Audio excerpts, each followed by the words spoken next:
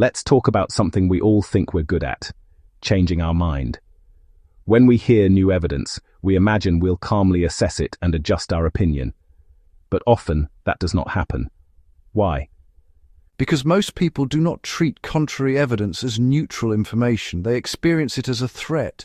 If I believe something strongly, it becomes part of how I see the world. It gives me order.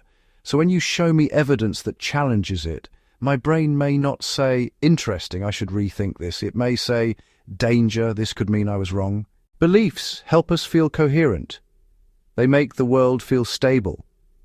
When new evidence clashes with what we already believe, it creates discomfort. That is called cognitive dissonance.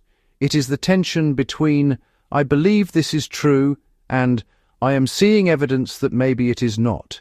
And instead of changing our mind, we often defend the old belief. Yes, we may attack the source. We may say the evidence is biased. We may say it is taken out of context. Or we may find one small weakness in the argument and use that to dismiss everything. This is not always conscious. Often, the mind is protecting us from embarrassment, uncertainty, or loss of identity. Can you give a simple example? Imagine someone believes a certain company is a terrible place to work. They have said it many times. Their friends agree. Then they meet several people who work there and seem genuinely happy. A flexible person might say, maybe my view was too simple. But someone attached to the belief might say they're pretending, or they're lucky exceptions, or they don't realize how bad it is yet.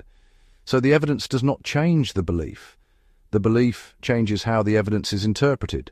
What happens when it is not just one person? What if a whole group believes the same thing? Then it becomes harder. The belief is no longer just personal. It becomes social. If I change my mind privately, I only have to deal with myself.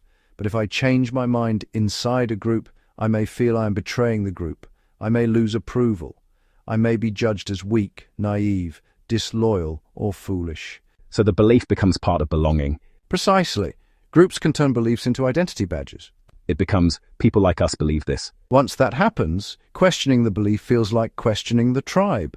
Groups also reinforce each other. Everyone repeats the same view, they share the same examples, they laugh at the same opponents, they dismiss the same evidence. Over time, the belief becomes stronger. So contrary evidence can make the group dig in deeper. Sometimes, yes, especially when the evidence comes from an outside group they already distrust. Then the group does not hear it as evidence. They hear it as an attack. That is why people can become more certain when they should be becoming more thoughtful. So what is the way out? The first step is humility. We need to separate our identity from our opinions. A belief should not be a prison. It should be something we can update. One useful question is, what evidence would make me change my mind? If the answer is nothing, then we are no longer thinking. We are defending. So changing your mind is not weakness. No, it is one of the strongest signs of intelligence, but it takes emotional courage. Sometimes the hardest thing to say is, I may have been wrong. Thank you. That is all we have time for today. I hope to see you again soon on the podcast.